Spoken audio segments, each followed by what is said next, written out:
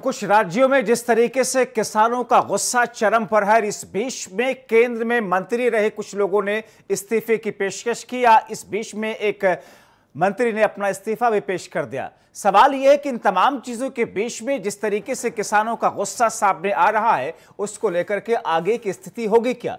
क्योंकि देश में कृषि सुधार के लिए अहम विधेयक को लोकसभा में गुरुवार को मंजूरी दे दी। विपक्षी दलों के विरोध के बीच में कृषि उत्पादन, व्यापार और वाणिज्य यानी कि संवर्धन और सुविधा विधेयक 2020, मूल्य आश्वासन पर किसान, बंदोबस्त और सुरक्षा समझौता और कृषि सेवा विधेयक 2020 सदन के निम्न सदन में ध्वनिमत के जरिए पारित हो गया।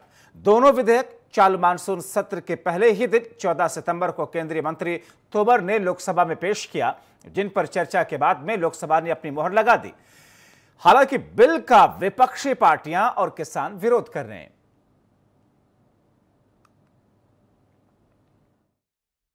साथियों, मैं आज देश के किसानों को बड़ी नम्रतापूर्वक अपनी बात बताना चाहता हूं, संदेश देना चाहता हूं।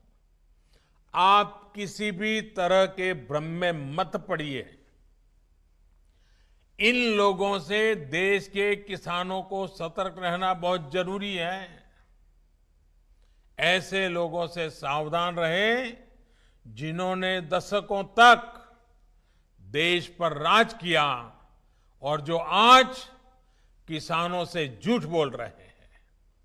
वो लोग किसानों की रक्षा का ढिंढोरा पीट रहे हैं, लेकिन दरअसल वे किसानों को अनेक बंधनों में जकड़कर रखना चाहते हैं। जहां तक सवाल है, ये तीनों जो ऑर्डिनेंसेस अब विधेयक के रूप में आ रहे हैं, इसका पूरी तरीके से किसान विरोधी और किसानों की मालकियत को, किसानों की फसल की उपज को गिरवी रखना है कुछ बड़ी कंपनियों को।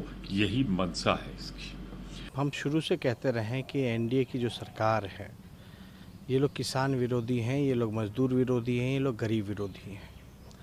अब आप देख सकते हैं उन्हीं के अलायंस पार्टनर के जो मिनिस्टर थे उन्होंने रेजिग्नेशन दिया, तो आप समझ सकते हैं कि किस प्रकार से जो भी विरोधी कानून जो है ज़बरदस्ती जो है लोगों पे थोपना चाहते हैं। उस वजह से ये डिफरेंसेस तो उनके एनडीए में भी दिख रहा है। बिचौलियों और दलालों से मुक्ति मिले किसानों को, और किसान जो है वो आज़ादी के साथ खुशहाली की ज़िंदगी जी सके और उसकी मेहनत की कमाई का आना पाई का हिसाब किताब पूरी ईमानदारी के साथ, पूरी मजबूती से हो। और ये बिल सिर्फ उसी उद्देश्य से है।